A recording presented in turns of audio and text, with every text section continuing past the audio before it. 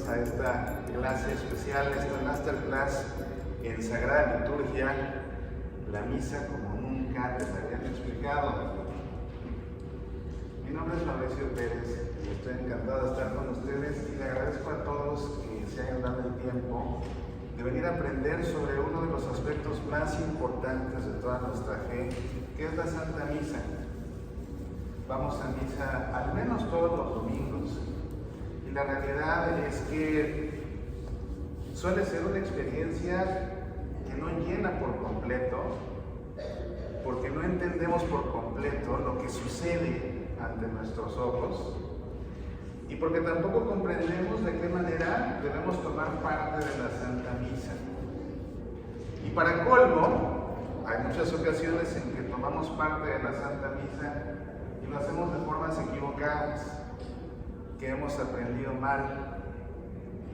Y esto suele suceder no porque alguien nos haya enseñado mal, sino porque tendemos a imitar lo que vemos, y lo que vemos que otros hacen es lo que hacemos nosotros. Y cuando lo que otros hacen no está bien y les copiamos, pues acabamos todos haciendo las cosas mal. Y cuando eso sucede, la experiencia de Dios, que debe ser la Santa Misa, o se queda incompleta o se distorsiona, y en ocasiones hasta ya ni siquiera es una experiencia de Dios. El propósito de la clase de hoy, de esta masterclass, es realmente comprender la Santa Misa de principio a fin. Va a ser un viaje fascinante que vamos a hacer por la misa. Fíjense, cuando venimos a misa, quien viene a misa los domingos, pues está aquí en misa, ¿qué? 45, 50 minutos. Quien viene a misa además entre semana, pues está aquí, ¿qué? Media hora. Bueno, hoy vamos a estar 4 horas hablando de la misa. Lo que sucede en esa hora o en esa media hora lo vamos a desdoblar en 4 horas. Y va a ser verdaderamente fascinante, porque lo que vamos a hacer hoy son muchas cosas. A lo largo del camino vamos a desaprender lo mal aprendido. Y tal vez este curso, que se llama La Santa Misa como nunca te la habían explicado, y aunque el título se escucha muy ambicioso, les prometo que nunca les han explicado la misa como se las voy a explicar hoy. Van a ver ustedes que no es mentira. Pero tal vez le debí poner, en lugar de la Santa Misa como nunca te la habían explicado, Introducción a la Traumatología. Porque conforme vayamos entendiendo lo que en verdad es la misa, tal vez ustedes empiecen a darse cuenta, es que así no lo he hecho, es que así no lo hacen en mi parroquia, es que así no nos dijo el padre que lo hiciéramos, es que yo creía, es que yo pensaba, y van a empezar a surgir los traumas. Si alguien se siente mal, pues le hablamos al 911, porque sí puede llegar a ser para algunos un trauma fuerte. Lo que yo vengo a hacer con ustedes aquí es aprender qué sí es la Santa Misa, y cómo sí se celebra, y cómo sí participar en ella. Yo no he ido a misa a sus parroquias, yo no he venido a misa aquí, y eso lo quiero dejar claro para los feligreses de esta parroquia. Entonces, lo que yo diga, no sé aquí qué pasa, yo simplemente voy a decir lo que se debe hacer. Es lo que vamos a hablar, lo que se debe hacer. Y sí voy a ir puntualizando algunos errores comunes para poder resaltarlos, ¿verdad?, sobre la marcha, pero cuando yo hable de algún error, son cosas que he visto a veces cuando he ido de misa al planeta Marte, porque son cosas que nos pasan aquí en la Tierra. Pero bueno, vale la pena hacer esa aclaración. Ustedes tienen una hoja de trabajo. Esa hoja de trabajo la tienen que llenar todos. Al final me la van a entregar. Y se la voy a mandar al obispo Eusebio Elizondo y a la Baja California. No, esa hoja de trabajo la van a ir llenando a lo largo de la clase, la van llenando con atención, y al final vamos a revisarla. Es muy importante esa hoja de trabajo, porque lo que vamos a hacer en esa hoja de trabajo es entender, en primer lugar, a qué venimos a misa, porque venimos a misa con 4 propósitos muy específicos, y si no sabemos de entrada ni a qué venimos, lógicamente que la misa pues acaba siendo otra cosa de lo que la misa realmente es. Pero además, hay una parte importante. La Santa Misa, y lo vamos a empezar a ver en unos minutos, es una experiencia de Dios. ¿Por qué? porque celebra el sacramento de la Eucaristía, y los sacramentos son signos sensibles de un Dios al que no vemos, pero que sí podemos sentir. Y si la Santa Misa es la celebración del sacramento más importante de todos, que es la Eucaristía, toda la misa es una experiencia de Dios. Y en esa hoja de trabajo vamos a ir entendiendo cada parte de la misa, de qué manera nos quiere hacer sentir la presencia de Dios y de qué manera nosotros nos vamos conectando con Dios en cada una de las partes de la misa. ¿Para qué? Para que al final, cuando se lleven ustedes esta hoja y vayan a misa, después ahí la sacan y van acordándose. Porque en verdad el que pone atención a lo que está sucediendo de principio a fin y además sabe qué está sucediendo y por qué está sucediendo y de qué manera nos conectamos con Dios en cada uno de los momentos, entonces la experiencia de Dios tiene que ser plena. No crean que la experiencia de Dios se limita a la comunión, no, es desde el principio hasta el fin. Y es lo que vamos a ir viendo hoy poco a poco. Me gustaría que comencemos con una oración. Y vamos a hacer una oración que está sacada de mi libro Oraciones para una gotita de agua. Son oraciones que he compuesto y que están en este manual de oración que pueden pedir allá a la entrada. Para los que ya lo tienen, que veo que algunos hasta ya lo tienen, qué bueno. Vamos a comenzar con la oración número 11, que se llama Ha llegado mi hora.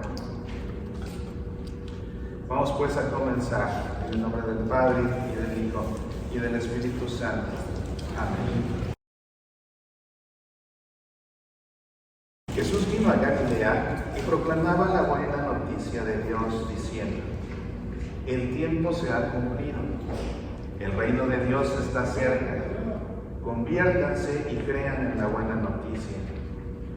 Mientras iba por la orilla del mar de Galilea, vio a Simón y a su hermano Andrés que echaban las redes en el agua porque eran pescadores.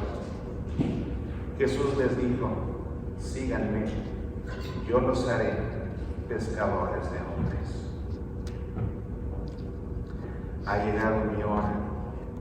Ahora más que nunca tengo ganas de conocerte, de seguirte como lo bueno y noble, de soltarme de las redes que me retienen como esclavo.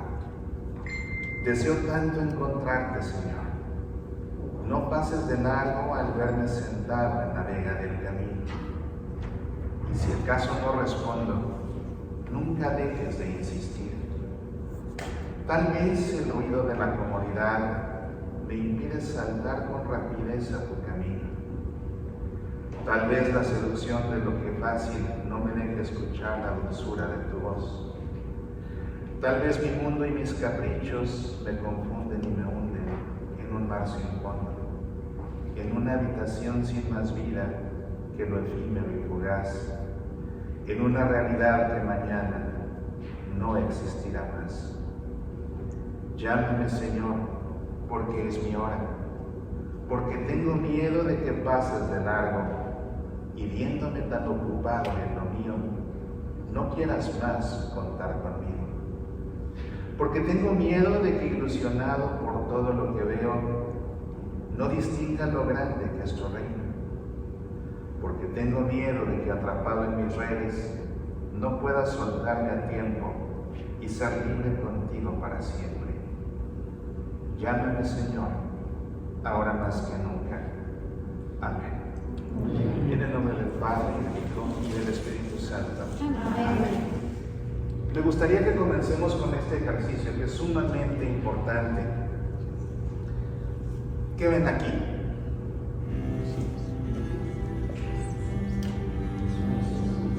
Es Moisés, ¿verdad? ¿Y qué está sucediendo con Moisés aquí? ¿Qué se encontró Moisés? ¿Qué tiene ante él? Una zarza ardiente que no se consume. ¿Se acuerdan ustedes que estaba en el monte, estaba cuidando el rebaño de su suegro Jetro, y de repente se encuentra con una zarza que arde pero que no se consume? Esto le pica la curiosidad, se acerca para verla, y cuando se acerca a ver esta zarza, escucha una voz que le dice: quítate las sandalias, quítate las sandalias porque la tierra que pisas es tierra sagrada. Dios aquí le va a encomendar a Moisés que vaya a Egipto y que saque a todo el pueblo que ha sido esclavo de Egipto por muchos años, que los lleve a la libertad. Una tarea titánica que a Moisés le da miedo, pero la va a tener que hacer porque Dios se le está encomendando. La pregunta que nos interesa en este momento es: ¿por qué Dios le pide a Moisés que se quite las sandalias? Sí, porque es un lugar sagrado, pero ¿por qué? ¿Qué más? ¿Qué más? ¿Por qué Dios le pide a Moisés que se quite las sandalias? Las sandalias en la Escritura juegan un papel importante y dependiendo de lo que leamos, vamos a ver su significado. Por ejemplo, cuando Juan Bautista anuncia que va a venir Jesús, dice: va a venir uno del cual no soy digno siquiera de desatarle la correa de sus sandalias. Entonces, como ven, las sandalias son importantes. Hay varias razones por las que Dios le pide a Moisés que se quite las sandalias. Lo va a hacer el caudillo de una tarea titánica. Va a tener que sacar del poder del faraón y de su ejército a todo un pueblo formado no por militares, sino formado por familias. Y eso no va a ser fácil. Pero realmente el que va a llevar la batuta no va a ser Moisés, va a ser Dios. Y le tiene que dejar claro Moisés a Dios quién manda.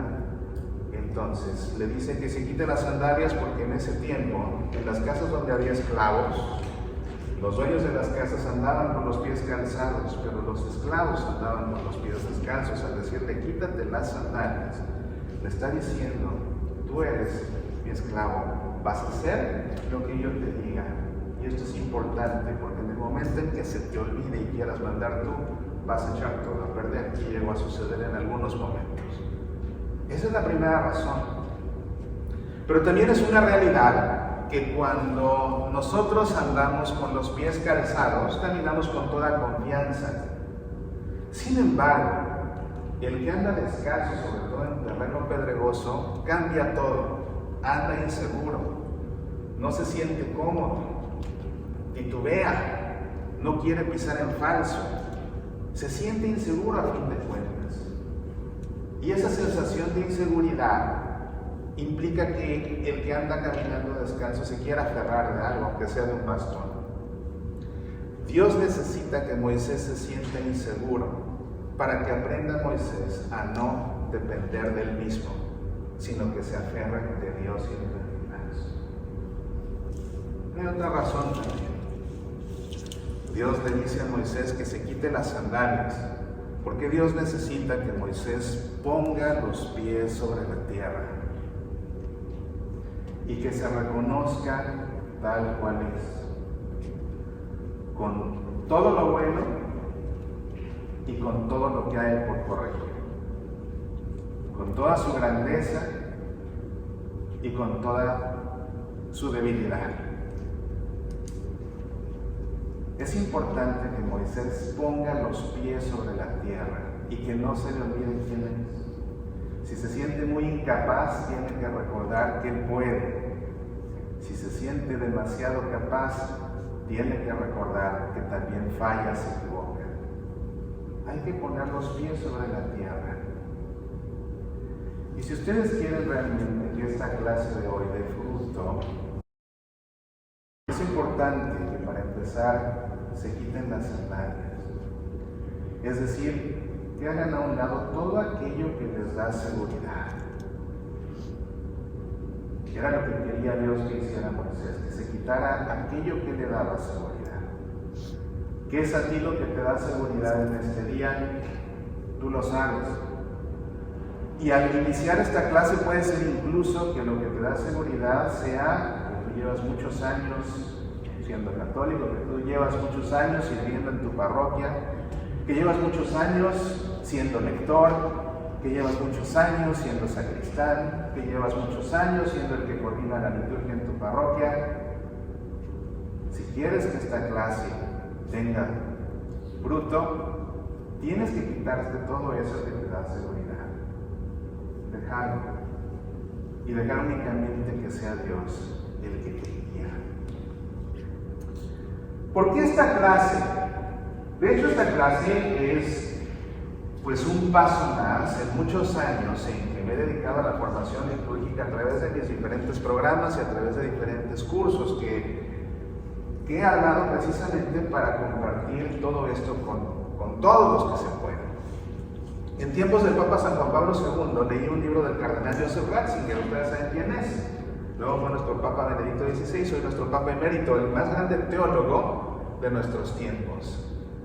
Un apasionado de la liturgia, escribió un libro que se llama El Espíritu de la Liturgia y en el prólogo leí una frase que me impactó. Joseph Ratzinger escribió: la educación litúrgica actualmente, tanto de sacerdotes como de laicos, es deficiente a niveles deplorables.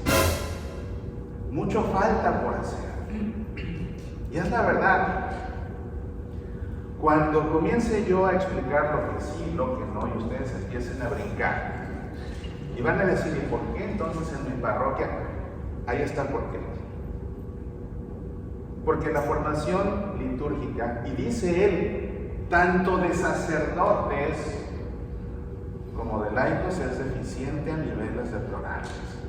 La realidad es que nuestros sacerdotes tienen una formación litúrgica muy básica. Cuando están en el seminario, toman 1, 2, 3 cursos de liturgia y ya. Y todo lo demás lo aprenden en la modalidad de maestro-aprendiz, es decir, ayudando como monaguillos o como acólitos después, aprenden lo que ven que hacen sus superiores en el seminario. Y los superiores en el seminario aprendieron imitando a sus superiores y a sus maestros. Y si ninguno de ellos es liturgista, empiezan entonces a haber vicios, empieza a haber errores, empieza a haber abusos, y los que vienen detrás eso aprenden por imitación. Y cuando les toca su turno, eso hacen porque eso le copiaron a alguien, pero no porque en un salón de clases formalmente les hayan enseñado cómo se hace. Y los que son verdaderos liturgistas tienen que ir a Roma, al Pontificio San Anselmo, y estudiar la especialidad en Sagrada Liturgia, y no a todos los mandan, porque a unos los mandan a especializarse en teología dogmática, otros en Sagrada Escritura, otros en Derecho Canónico, otros en Teología Moral, pero no a todos en liturgia, tristemente. Y es algo que no debería ser, creo yo. ¿Por qué no? Porque la Sagrada Liturgia es la fuente y el culmen de toda nuestra vida cristiana. Toda nuestra vida cristiana gira en torno a la Santa Misa. Así es. Toda nuestra vida cristiana gira en torno a la Santa Misa. ¿Por qué? Porque toda nuestra vida cristiana gira en torno a la Eucaristía. Es lo que hace que este sacramento sea el más importante de todos. Una vez que dije esto en una parroquia de cuyo nombre no quiero acordarme, allá por el aeropuerto aquí, dije eso, y al final se acerca una persona y me dice: ¿saben qué? Le quiero advertir algo. ¿Sí? ¿Qué? Si sigue usted diciendo que la Eucaristía es el sacramento más importante de todos, se va a quedar sin gente que lo escuche. ¿Y cómo? ¿Por qué? Porque eso no se dice. ¿Y por qué no? Porque así no es. Ah, no, y entonces, ¿qué sí es? No supo qué contestar. La realidad es esta: en los diferentes sacramentos recibimos gracias de Dios o recuperamos gracias que hemos perdido. Pero en el sacramento de la Eucaristía recibimos a Dios mismo, porque recibimos a Jesús mismo. Es por lo que es el sacramento más importante de los 7. ¿Bien? Entonces, cuando yo leí esto y leí esa última parte que dice mucho falta por hacer, dije: bueno, pues si falta mucho por hacer, pues vamos a ayudar. Y ahí decidí dedicar gran parte de mi apostolado a la formación litúrgica. Entonces, este curso que estoy dando es la evolución de una conferencia que daba yo, que se llama A la Mesa del Señor, comprendiendo el banquete eucarístico. Es una conferencia de 2 horas, bueno, esta dura más. Pero es que esta tiene aparte una belleza, que estoy incorporando conocimientos que he aprendido en la Universidad Pontificia de México y que estoy aprendiendo en el San Anselmo en Roma. Entonces, porque el chiste es aprender para compartir, para 2 cosas: uno, para uno acrecentar su fe, y 2, para compartir, ¿no? ¿Para qué me sirve a mí quedarme todo esto? Yo estudio todo lo que puedo y me meto a todos los cursos que puedo para esto, para venir a compartir con todos. Es para lo que hago. Bien, entonces todo eso va a hacer que esto sea una experiencia realmente muy formativa. Primero vamos a entender los sacramentos. Es importante entender qué son los sacramentos para poder entender la Eucaristía y para poder entender la misa. Después de eso, vamos a hablar un poco acerca del espacio sagrado. Aquí donde estamos, las cosas significan algo. Y tenemos que entender, apreciar, valorar, comprender lo que es lo que está aquí, para qué sirve y de qué manera ayuda a esa experiencia de Dios. Luego vamos a desmenuzar la liturgia de la palabra y luego vamos a desmenuzar la liturgia de la Eucaristía. Y luego, si nos queda tiempo, vamos a ver las preguntas y respuestas. Va a haber una pregunta importantísima a lo largo de todo el curso y en su hoja de trabajo aparece ¿qué nos quiere hacer sentir? Esta parte de la misa ya iban viendo qué nos quiere hacer sentir y eso es fundamental para poder entender de qué manera sentimos a Dios y de qué manera nos conectamos con Dios en cada parte de la misa. ¿Qué nos quiere hacer sentir? Hablando de sensaciones, tenemos que entender lo que es un sacramento. Por definición, un sacramento es un signo sensible de Dios invisible. En la celebración de los sacramentos no vemos con los ojos a Dios, pero sí somos capaces de sentir su presencia con el resto de los sentidos, con el tacto, con el olfato, con el oído, con el gusto. Así es.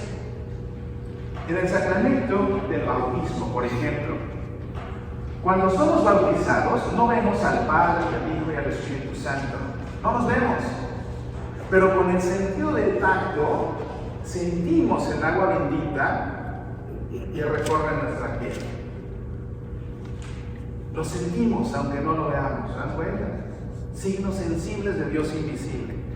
Cuando somos ungidos, el que es ungido, por ejemplo, en la unción de los enfermos, no se diga el que es ungido en el momento de la confirmación con el Santo Crisma.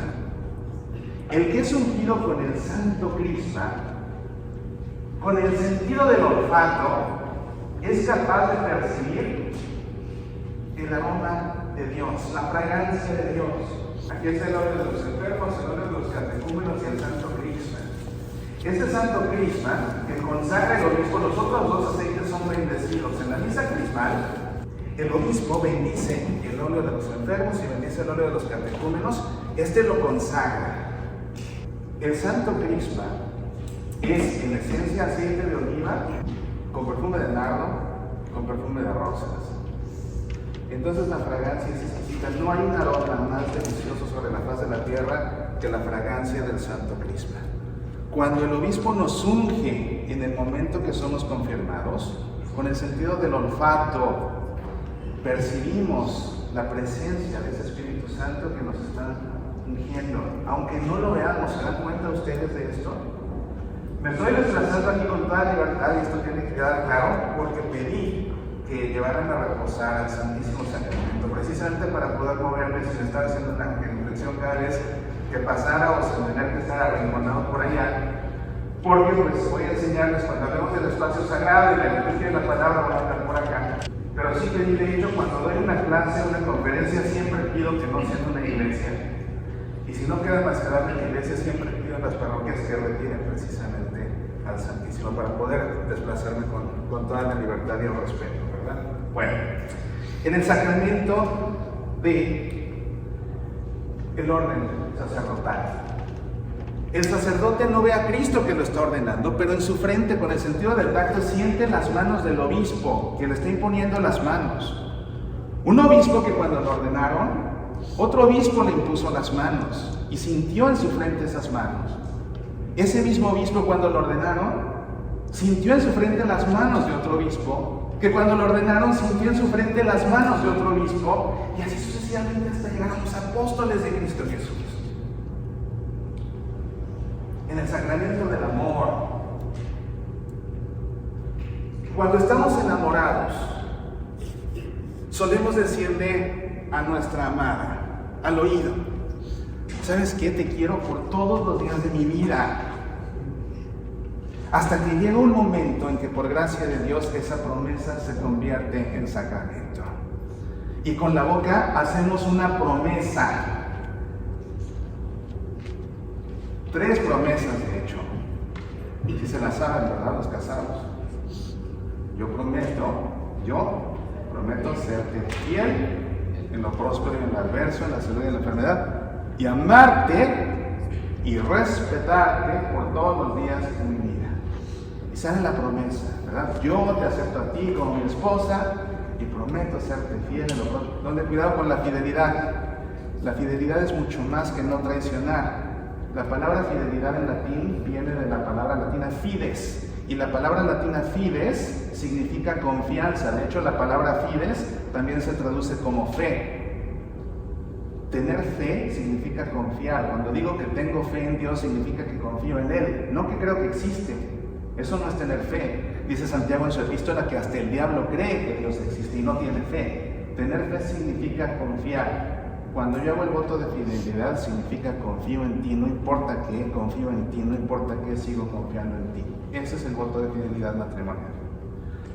Con la boca hago estas promesas y con el oído escucho que me las devuelven. Cuando me confieso, no veo a Dios, Padre, Hijo, Espíritu Santo perdonándome, no veo, pero con el sentido del oído escucho que estoy perdonado. ¿Y por qué es que Dios quiso? ¿Por qué Jesús instituyó este sacramento? Para que pudiéramos escuchar. ¿Qué no basta si Dios es tan misericordioso? ¿Qué no basta si Dios es tan bueno? Que me ponga de rodillas ante Él y de todo corazón en secreto le pida perdón sin tener que ir con alguien a decirle lo malo que he hecho con toda la vergüenza del mundo. Si Dios es tan amoroso, no basta con hacerlo en privado. No basta. ¿Por qué no? Porque Dios no quiso que así fuera. ¿Por qué no? Porque Él nos hizo y nos conoce. Y Él sabe lo que necesitamos. Y Él sabe que para sentirnos en paz, tienen que pasar dos cosas. Uno, nos tenemos que sacar las culpas. ¿Y cómo nos las sacamos? Pues confesándolas. Si simplemente platicándosenos a quien más confianza le tenemos, nos sentimos que se nos quita un peso de encima. Entonces por eso en la confesión lo decimos, para sacárnoslo, para sentir que nos sacamos esas culpas. Pero no basta con saberse perdonado. Somos humanos, tenemos que escucharlo.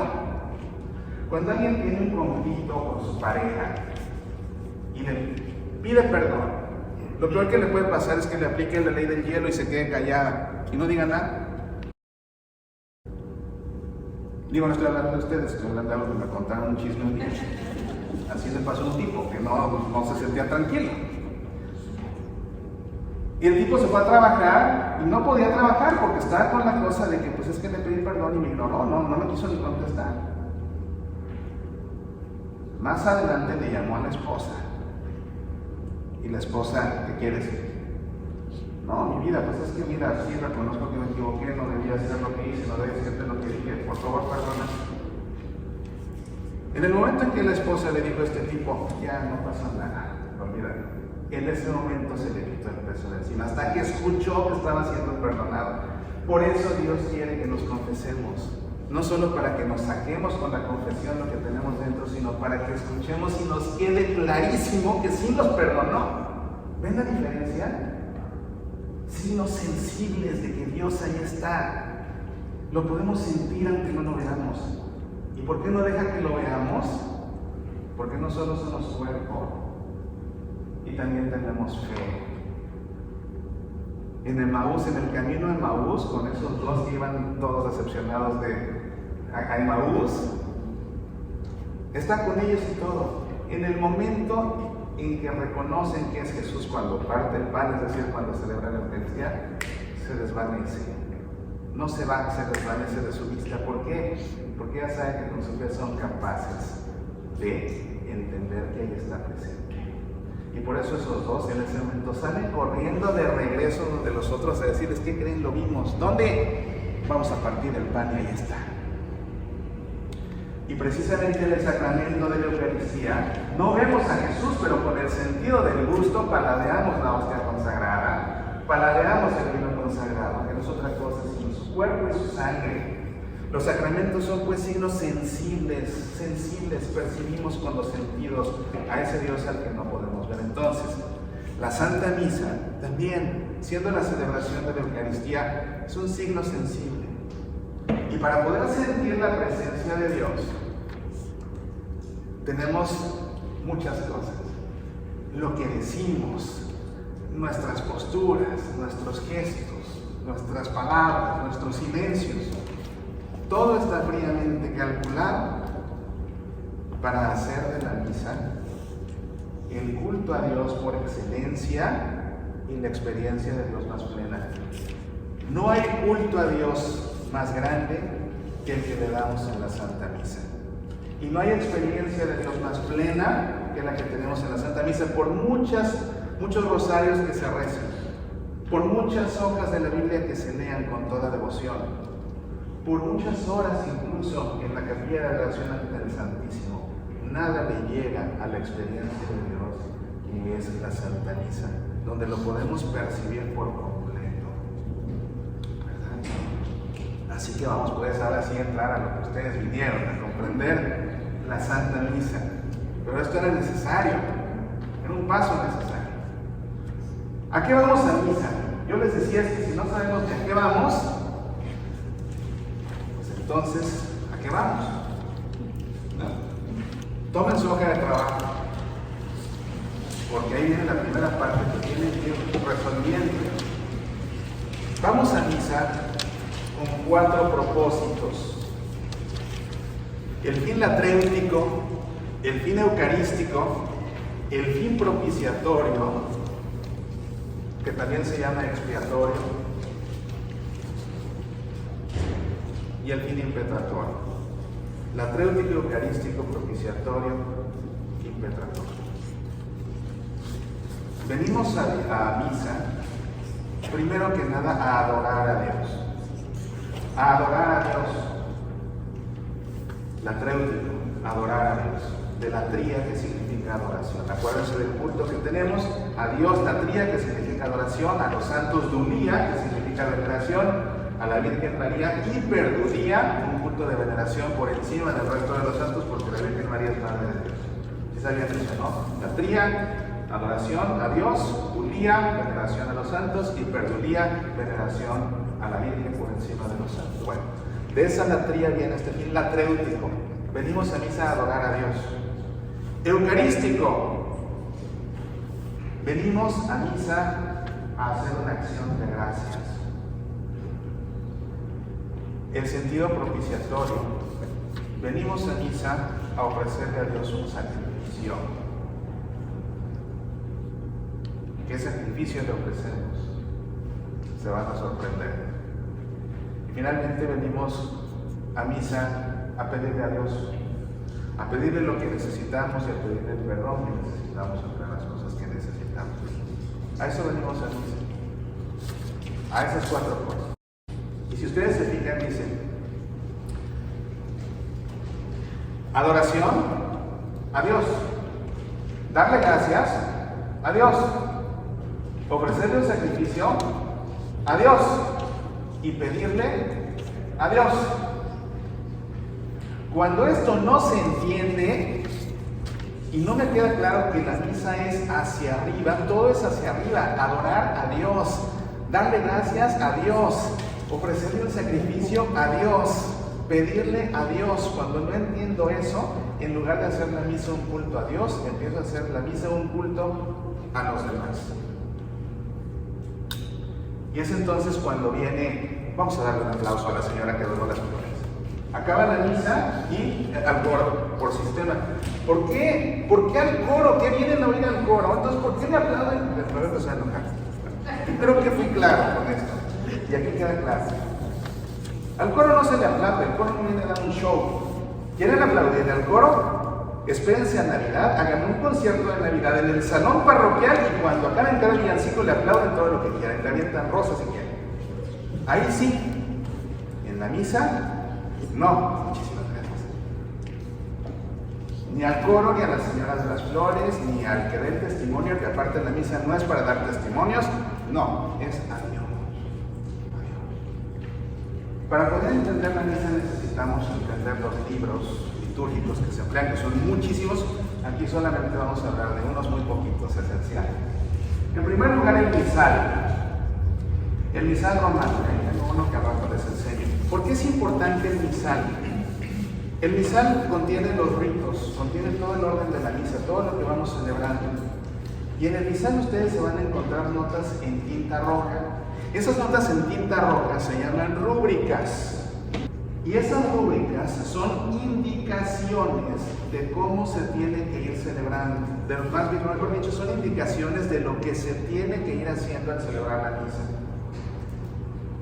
Aquí hay un ejemplo. Esto sucede en la Plegaria Eucarística 1, que es el canon romano. Vean, por ejemplo, aquí dice: el sacerdote, con las manos extendidas, dice: Padre misericordioso, te pedimos humildemente por Jesucristo, tu Hijo nuestro Señor, junta las manos y dice que aceptes y bendigas, traza una sola vez el signo de la cruz sobre el pan y el cáliz conjuntamente, diciendo: estos dones, este sacrificio santo y puro que te presento. Luego dice: con las manos extendidas prosigue. Todos esos movimientos del sacerdote y de nosotros, en qué momento nos sentamos, en qué momento nos ponemos de pie, todo eso está en las rúbricas. Entonces, las rúbricas son indicaciones de lo que se debe ir haciendo.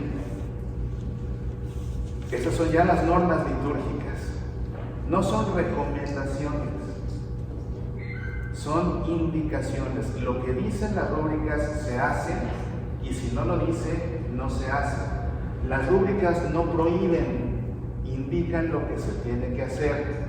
Si el misal no dice que algo se haga, no se hace.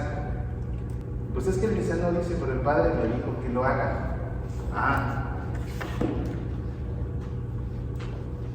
El documento litúrgico más importante en materia de derecho litúrgico es la Constitución sobre Sagrada Liturgia del Concilio Vaticano II, Sacrosanctum Concilium.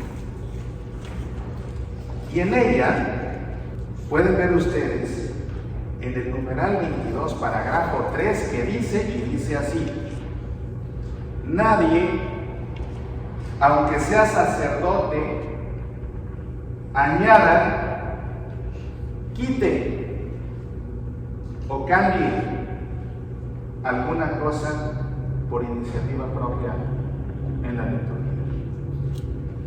No puede.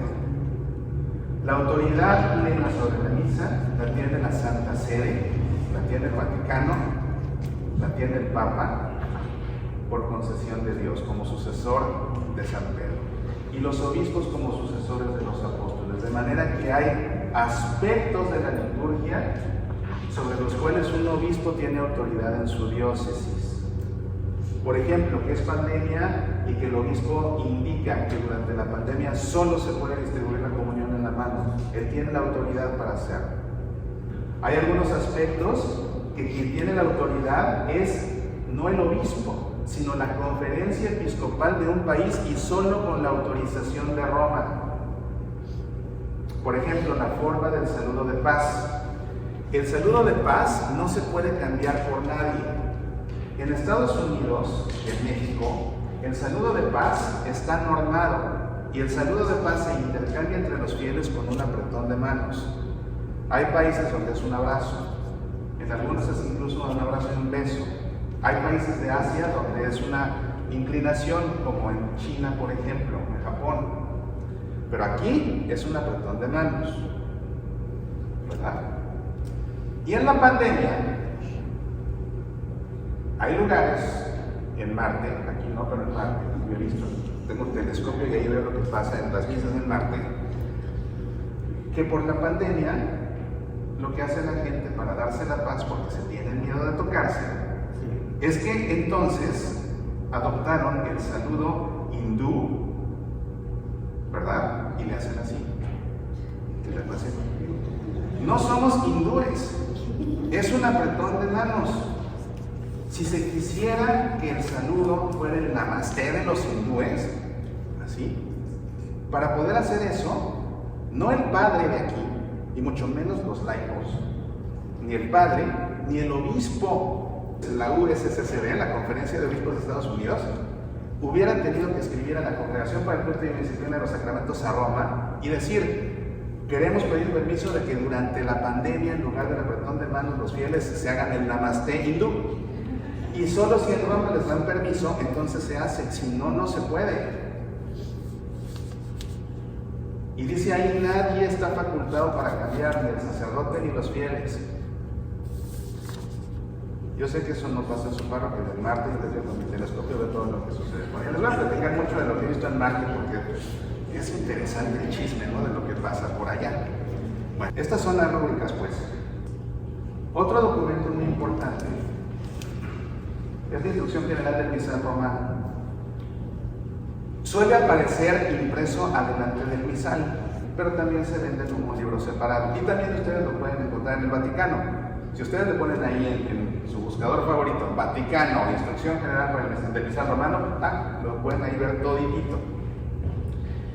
Este libro es importante porque explica, así como las rúbricas dicen qué se hace, esta instrucción explica cómo se hace. Entonces, lo que contiene la Instrucción General del Misal Romano, por ejemplo, es cómo se celebra la misa con un solo sacerdote, cómo se celebra la misa si es concelebrada, cómo se celebra cuando hay un obispo, cómo se celebra cuando aparte hay un diácono, dónde se colocan las flores, dónde se colocan las velas, cómo se inciensa, cuántas veces se inciensa, qué se pone en la credencia, lo de los manteles. Todo eso viene ahí en la Instrucción General del Misal Romano. Para poder entender la misa tenemos que remontarnos a la última cena, porque ahí fue donde inició todo. Jesús instituyó la Eucaristía precisamente en la última cena, y esa última cena que celebró con sus apóstoles era la cena de Pascua judía. Aquella noche cuando Dios liberó de la esclavitud al pueblo de los israelitas, de los egipcios, le ordenó a Moisés: hagan una cena con estas características y cómanse un cordero asado, no le rompan ningún hueso, se lo tienen que comer todos, si es muy grande se juntan entre dos familias. Es la noche de la liberación. Y dijo: hagan pan sin levadura. Es la noche de la liberación. Y esa cena la van a repetir todos los años hasta el fin. Porque esta noche va a pasar el ángel del Señor por toda la ciudad y va a pasar de casa en casa matando a los primogénitos que se encuentren. Menos a ustedes, si para ello hay una señal que en un momento van a ver. En obediencia al mandato de Dios, los judíos hasta la fecha siguen celebrando en la primera luna llena de primavera la cena de Pascua, el Seder del Pesaj. Es una cena muy bonita, que es una cena ritual, que comienza con la pregunta que hace el más joven de la que está sentado a la mesa, al que preside, que es el más grande: ¿por qué esta noche es distinta de todas las demás? En las otras noches podemos comer pan con levadura o pan sin levadura. En esta noche solamente pan sin levadura. En las otras noches comemos sentados, en esta noche comemos reclinados. Y a la fecha, como los judíos no se pueden reclinar, lo que hacen es que se colocan una almohadita bajo el brazo como símbolo de que están reclinados. Y así. Parte de este ritual, lo que tiene propósito, por lo que Dios pidió que se celebrara una y otra vez, es para hacer en esta cena un memorial de esa noche de liberación. Y el concepto del memorial es fundamental en la misa, porque la misa es el memorial de la última cena. Y de hecho es el memorial de todo el misterio de redención, de la pasión, muerte y resurrección del Señor. El memorial. ¿Qué es un memorial? Hay que entender la cena de Pascua. Un memorial implica recordar algo que pasó en el pasado para traerlo al presente, y al traerlo al presente, formar parte de él. ¿Y de qué manera yo voy a tomar parte de lo que pasó en el pasado? ¿Cómo voy a sentir que estoy tomando parte? Pues a través de elementos sensibles. Y así, lo que se come en esta cena ayuda a sentir, a vivir lo que se vivió en esa noche de liberación. Comen el cordero que les ordenó Dios. Además, comen hierbas amargas que se llaman maror. Y no crean que es el plato, se lo va a comer como quieran. No, va siguiendo todo un ritual, un orden, por eso se llama seder. Seder en hebreo significa orden, porque todo rito sigue un orden. Por eso nosotros hablamos del ordinario de la misa, porque sigue un orden, porque es un rito. ¿Sí ven? Entonces, comen hierbas amargas para que al probar las hierbas amargas, que son berros, por ejemplo, que es apio, al probar la amargura de las hierbas amargas, ellos están experimentando la amargura del pueblo de Israel cuando eran esclavos en Egipto. comen una salsa hecha a base de vino o de jugo de uva con manzanas ralladas y nueces molidas, que con la oxidación de la manzana y todo, visiblemente parece arcilla. Entonces esta jaroseta, esta arcilla, quiere recordar la arcilla con la que cuando eran esclavos construían los ladrillos de las construcciones de los egipcios. Además, tienen que tener un banquete porque es una noche de gran fiesta, la noche más importante del año.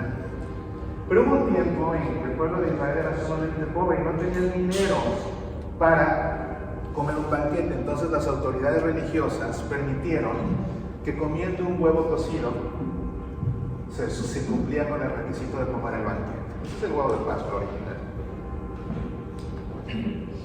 Además, Dios les ordenó que comieran panásimo, porque no iba a haber tiempo, como ya iban por fin a salir, no había tiempo de ponerse a hornear y dejar que la levadura inflara, no. Panásimo, muy fácil. Harina de trigo y agua junto. Así de fácil. Y con el calor, hasta en las mismas piedras en el suelo, con el sol, quedaba listo. Panásimo. Y además se consume a lo largo de esta cena 4 copas de vino, cada una con un significado diferente. Este panásimo es muy importante porque es el panásimo que Jesús tomó y convirtió en su cuerpo. Hay una parte del rito en que de una bandeja donde hay 3 panes ácimos, el que preside la cena toma el del medio. Esto es importante, separa del medio, o sea, toma uno y al tomarlo de los otros, de la fila de 3, lo está separando. Porque es interesante que lo separa, porque la palabra consagrar significa separar de lo mundano para hacerlo de Dios. Entonces, el que celebra esto, toma el pan, lo bendice, lo parte en 2, una de esas partes la guarda y se esconde. Los niños van y la esconden y al final va y se busca y se come como postre, que se llama ficome. Y la otra parte del pan se parte en trocitos y el que lo parte, que es el que preside, le da a cada uno de los comensales un trocito de ese panásimo. Aunque todos tienen panásimo en su plato, les comparte un trocito de ese panásimo. ¿Para qué? Para que al todos comer del mismo pan, todos están comiendo lo mismo. Implica un sentido de comunión. Todos estamos haciendo lo mismo, todos estamos comiendo lo mismo, todos nos estamos haciendo uno. Lo toman, lo bendice, lo parte y lo comparte. ¿Qué hizo Jesús? Lo tomó, lo bendijo, lo partió y lo compartió. ¿Qué es lo que hace el sacerdote?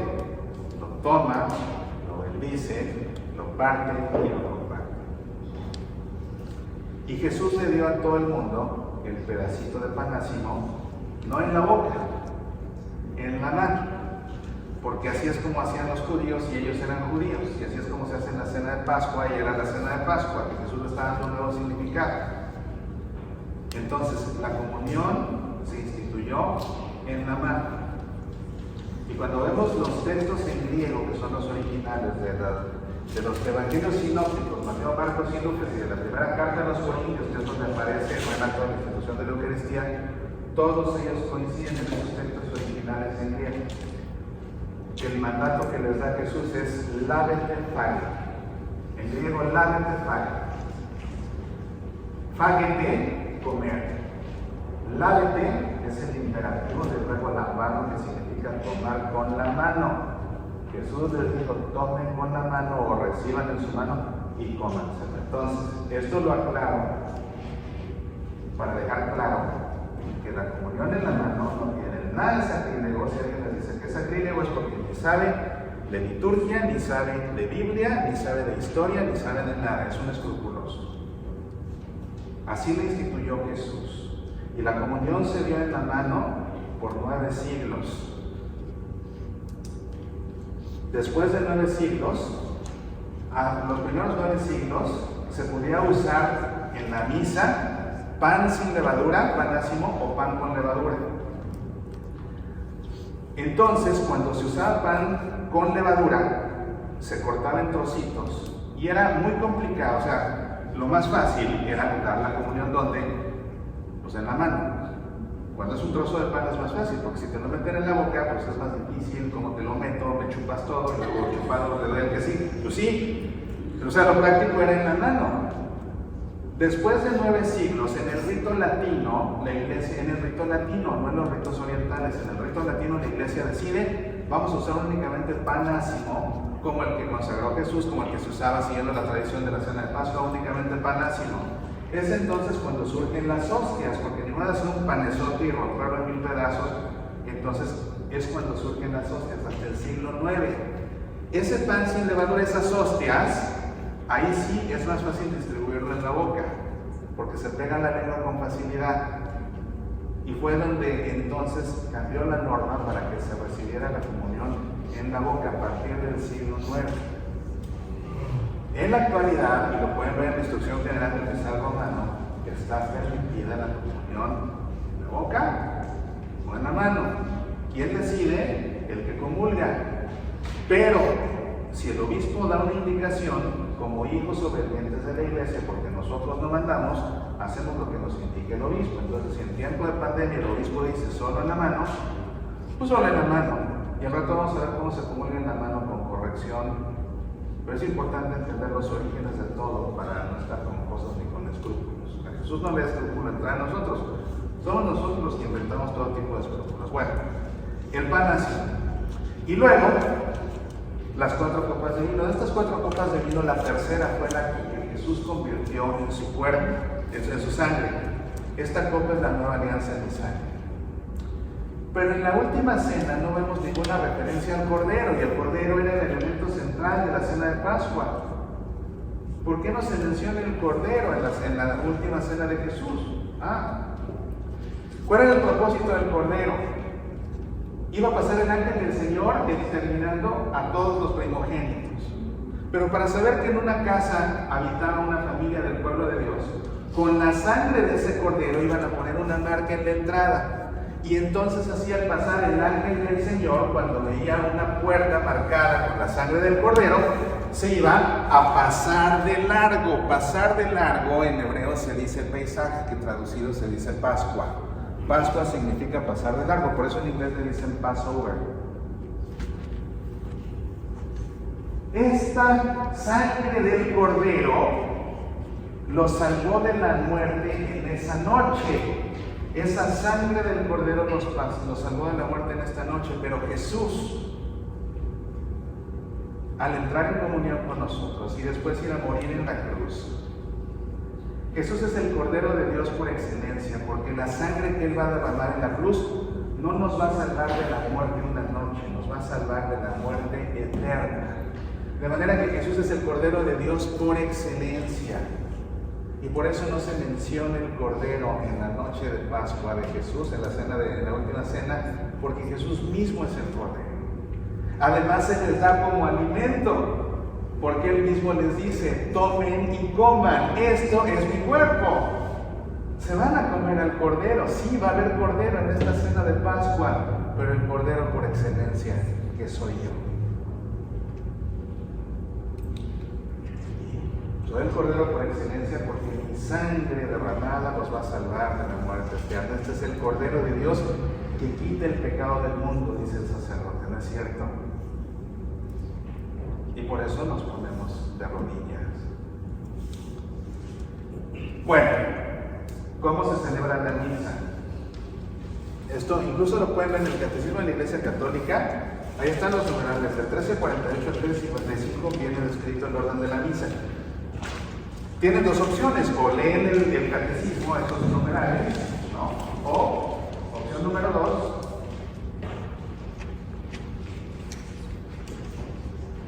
se chutan el mensaje. Entonces, yo les sugiero que empiecen por lo que dice el catecismo. Y aquí se los resumo. Dice aquí, este es el orden de la misa, el ordinario de la misa, tiene un orden. Congregación de los fieles, liturgia de la palabra, ofertorio, Plegaria eucarística, que se desenvuelve en todo esto: un prefacio, la eclesis, la consagración, la anamnesis, las intercesiones, y luego al final el rito de la comunión. ¿Quedó claro? Ya han venido a misa 1000 veces, ¿no es cierto? Bueno, sí pusieron atención a lo que acabo de decir. Aparte han venido a misa 1000 veces, ¿no es cierto? ¿Sí o no? Bien. Vamos entonces a hacer un examen de sorpresa.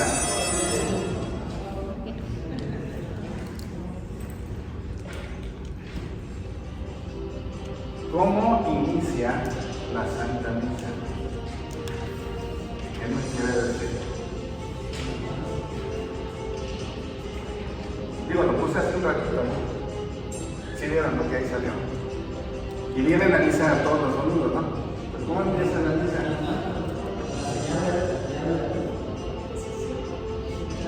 ¿La señal de la cruz? No. Alguien contestó ahí. La congregación de los fieles. Correcto, muy bien contestado. La Santa Misa comienza con la congregación de los fieles. ¿Por qué?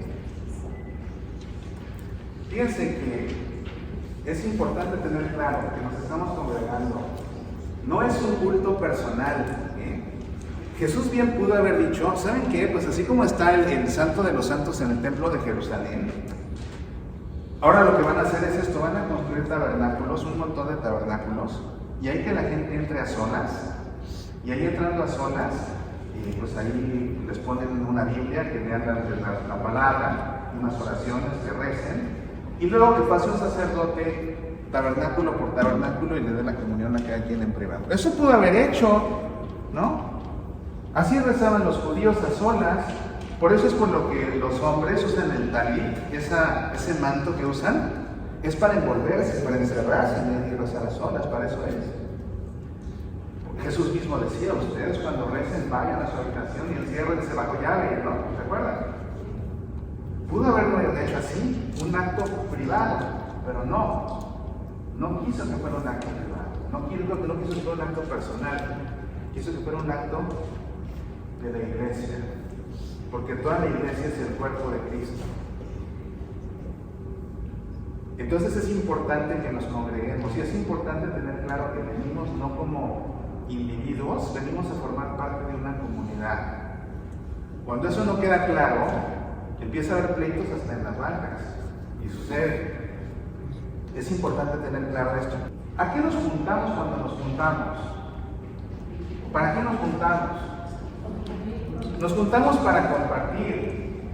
Cuando nos juntamos a comer, nos juntamos para compartir. ¿Qué compartimos? Compartimos la mesa, compartimos los alimentos, compartimos la conversación, compartimos nuestro tiempo. En una palabra, nos compartimos a nosotros mismos.